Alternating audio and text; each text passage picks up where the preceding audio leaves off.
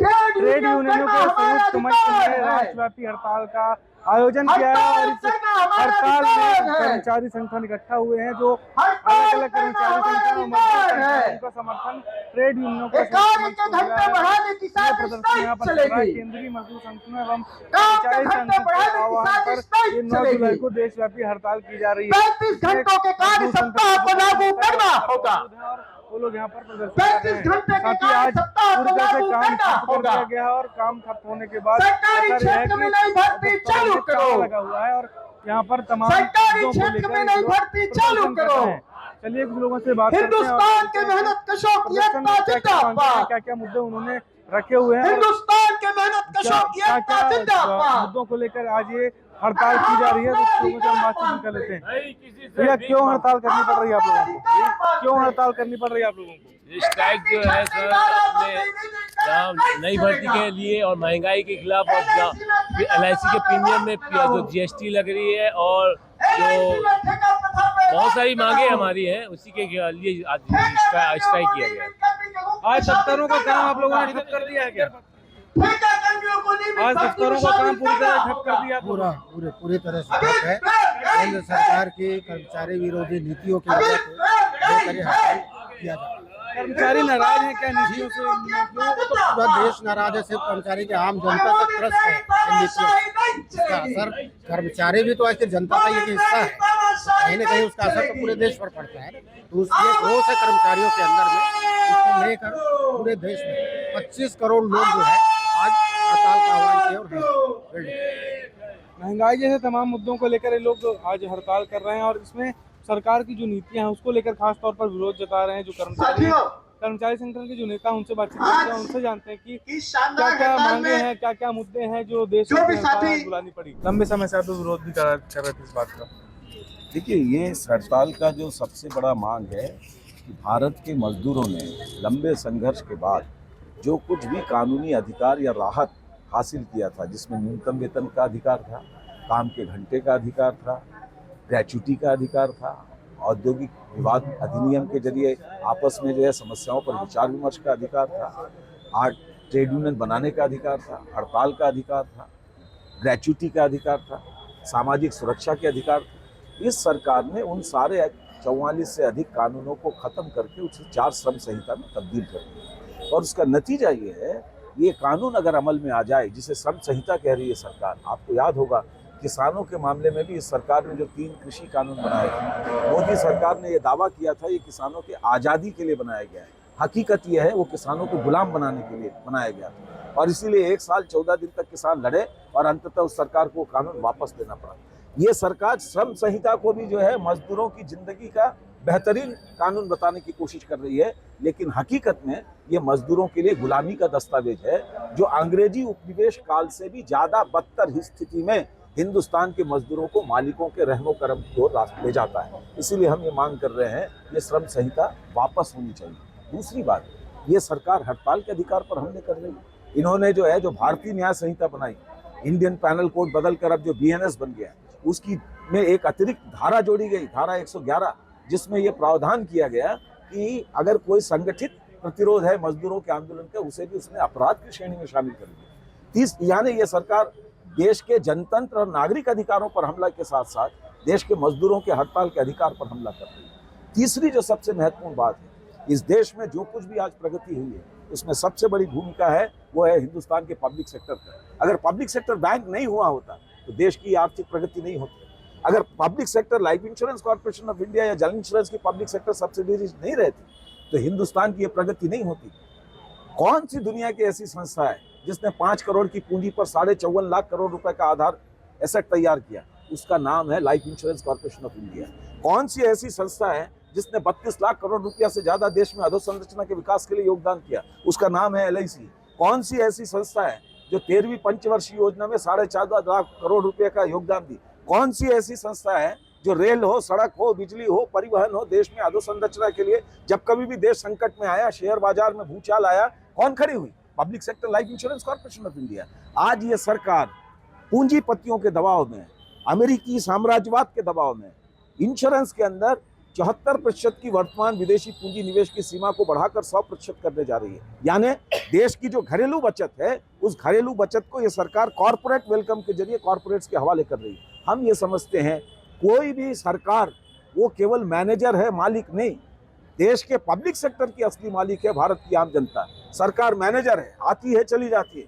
किसी सरकार को यह अधिकार नहीं जनता की संपत्ति को नीलाम करे। इसीलिए हम ये मांग कर रहे हैं LIC का निजीकरण, जनरल इंश्योरेंस का निजीकरण, बैंक का निजीकरण, कोल, सेल, रेल, भेल, देश में जो एनमास निजीकरण करके पूरा उसे जो है 2 पूंजीपतियों के हवाले करने की जो मुहिम है वो बंद होनी चाहिए। चौथी हमारी मांग है, बैंक में 2 लाख पद रिक्त पड़े हैं, इंश्योरेंस के अंदर 50,000 से ज्यादा पद रिक्त पड़े हैं, केंद्र सरकार के दफ्तरों में रिक्तियां हैं, रेलवे के अंदर 3 लाख से ज्यादा पद रिक्त पड़े हैं, लाखों की संख्या में पद रिक्त है। 45 साल से के पिछले 45 साल के सबसे ज्यादा चरम बेरोजगारी है, 15.4% बेरोजगारी की दर है। IIT पढ़ने वाले बच्चों को रोजगार का अवसर नहीं है और सरकार स्थायी भर्ती करने की बजाय ठेकाकरण और आउटसोर्सिंग कर रही है, जिन्हें कोई सामाजिक सुविधा नहीं है, कोई न्यूनतम जो है मजदूरी का गारंटी नहीं है और जिन्हें जो है केवल और केवल शोषण के लिए उनके लिए हवाले कर दिया गया है ठेकेदारों के।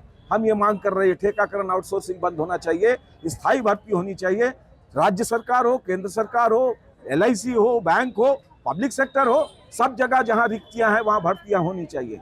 और आखिरी हम मांग कर रहे हैं देश के असंगठित मजदूरों को भी, चाहे वो आंगनवाड़ी कार्यकर्ता हो, सहायिकाएं हो, मध्याह्न भोजन के कर्मी हो, स्कूलों में काम करने वाले सफाई कर्मी हो, उनको श्रमिक का दर्जा मिलना चाहिए। देश के 96% से अधिक असंगठित मजदूरों को भी सामाजिक सुरक्षा का अधिकार मिलना चाहिए और 26,000 रुपए न्यूनतम वेतन की गारंटी मिलनी चाहिए। और ये उदारीकरण, निजीकरण की नीतियों में बदलाव होना चाहिए। अगर ये नीतियां नहीं बदली तो देश का मजदूर आज 25 करोड़ सड़कों पर है, आगामी दिनों में इस सरकार को बदलने के रास्ते पर उतरने के लिए मजबूर होगा। कई दिनों से आप लोग इसकी तैयारी कर रहे थे, जो हड़ताल है इसकी किस प्रकार से समर्थन मिल रहा है बैंकों का या फिर अन्य सेक्टर्स का जहाँ पर मजदूर काम कर रहे हैं? देखिए, आज बैंक में पूरा हड़ताल है, कोयला खदानों में पूरा हड़ताल है, सीमेंट उद्योग में हड़ताल है, बाल्को में हड़ताल है, आंगनबाड़ी कार्यकर्ता सहायिकाएं हड़ताल पर है, LIC के कर्मचारी हड़ताल पर है, आम बीमा के कर्मचारी हड़ताल पर है। माने सड़क से लेकर रेल तक, बिजली से लेकर बैंक बीमा तक, चारों ओर हड़ताल है, पूर्ण जन समर्थन है। और हमें खुशी है ये हड़ताल को जनता के समर्थन के कारण बंगाल है, केरल है, त्रिपुरा है, तमिलनाडु है, आंध्र प्रदेश है, बिहार है, झारखंड है, महाराष्ट्र है, देश के अनेक राज्यों में इसने बंद का शक्ल ले लिया, क्योंकि जनता भी यह समझ रही है ये लड़ाई जो है मजदूर केवल अपने हक के लिए नहीं लड़ रहा है, ये बुनियादी रूप से भारत के हर आम नागरिक की लड़ाई है। ये हड़ताल करने की आवश्यकता अचानक से क्यों पड़ी? क्योंकि हम देख रहे हैं कि कुछ दिनों से लगातार आप लोग अलग अलग माध्यमों से रैली करके, जनसभा करके इस हड़ताल के लिए जन समर्थन जुटा रहे थे। जन समर्थन अच्छा मिल रहा है, लेकिन आना क्यों पड़ा हड़ताल के लिए आप लोगों को? देखिए, आप अचानक से कोई हड़ताल में नहीं जाते।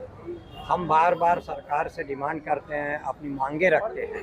अगर सरकार बात करने बुलाती तो हम बात करने भी जाते हैं, पर प्रश्न ये है कि अगर हम बात करने जा रहे हैं और सरकार बात करने के बाद जो इम्प्लीमेंटेशन का पार्ट है वही नहीं हो, तो फिर आखिर हमको सड़कों पे उतरना पड़ता है। अचानक कोई नहीं होता। ये 20 मई की इसका जो हड़ताल है प्रस्तावित थी, पर जो भारत और पाकिस्तान का जो माहौल बना उसके बाद इसको पोस्टपोन किया गया और आज 9 जुलाई को पूरे देश भर में 10 ट्रेड यूनियन के संयुक्त तत्वाधान में लगभग 25 करोड़ मजदूर, श्रमिक, कर्मचारी, ये सभी आज हड़ताल में। अचानक कोई नहीं जाता। FDI का विरोध कर रहे हैं, बैंकों में निजीकरण का विरोध करते हैं, तत्काल पर्याप्त भर्ती का हम सरकार से रिक्वेस्ट कर रहे हैं बार बार कि 2 लाख जो आपकी भर्तियां बाकी हैं बैंकों में, और जैसा धर्मराज जी ने बताया कि इंश्योरेंस में 50,000 भर्तियां हैं, तो आप क्यों नहीं भरते? एक छोटा सा उदाहरण आपके लिए कि भी पीछे बैंकों ने अग्निवीर टाइप का प्रयोग करने का प्रयास किया बैंकों में। उन्होंने अप्रेंटिसशिप का एक एडवर्टाइजमेंट दे के लोगों को बुलाया, बच्चों को बुलाया और उनको महीने का 15,000 रुपये मात्र देंगे। क्या हालत हुई? बाद में पता चला कि किसी ने 1 महीना किया, किसी ने 2 महीना किया, किसी ने 3 महीना, और वो नौकरी छोड़ के चले गए। तो इतनी बुरी हालत है।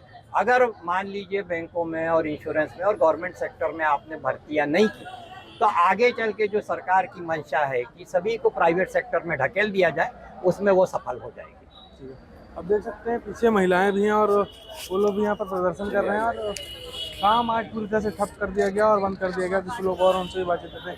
इनकलाब जिंदाबाद, धरना में क्यों बैठना पड़ा आज आप लोगों को? हड़ताल इनकलाब जिंदाबाद। सर, जो मोदी सरकार की जो नीति दुनिया के मजदूर हैं, एलआईसी को निजीकरण के ऊपर लगे हुए हैं। 9 जुलाई को काम सभी बंद। को निजीकरण के क्षेत्र में कांग्रेस, निजीकरण ये जो है हमारे साथी जो पीछे खड़े हैं, विशेष करके हमारे नौजवान साथी, बलिष्ठ साथी, दाढ़ी वाले, टी शर्ट वाले, जीएसटी लगाना तो सही चश्मा वाले, नहीं है ना। ये उनसे तो हमारी आम जनता गुजारिश के है, लिए हमारे बैंक के बहादुर इसके लिए साथी भी हम लोगों वो आ को जाए, है। जहाँ बस कुर्सियां हमारी खाली अभी पड़ी जो हैं वो आ जाए, रिटायरमेंट और उनसे हमारा अनुरोध है वो यहाँ भी आ सकते हैं। हम लोग की जो ये नई मंच भर्ती उनका भी है। वो अभी तक नहीं तो हो जो पाई। भी साथी नई खड़े हैं भर्ती उनसे भी हम हमारा लोग विनम्र करते हैं। अनुरोध है इसके अलावा वो लोग केंद्र बैठ जाएं। सरकार की जो बहुत इधर सारी हमारी बाईं ओर भी जो साथी खड़े हैं, और हमारे ये बहुत सारे नौजवान जो साथी, पूरे उनसे भी दिए हमारी गए गुजारिश है वो यहाँ सामने आ जाए।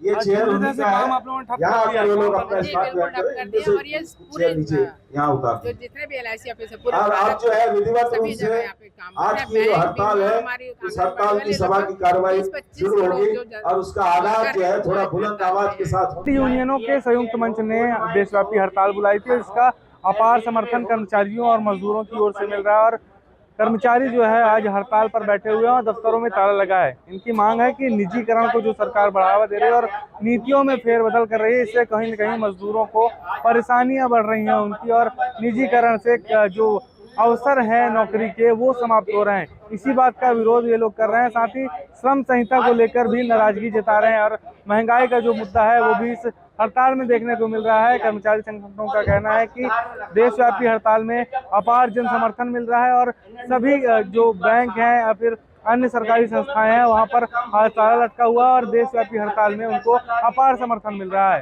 कैमरामैन कलीम परवेज के साथ नितिन मिश्रा, द लेंस, रायपुर।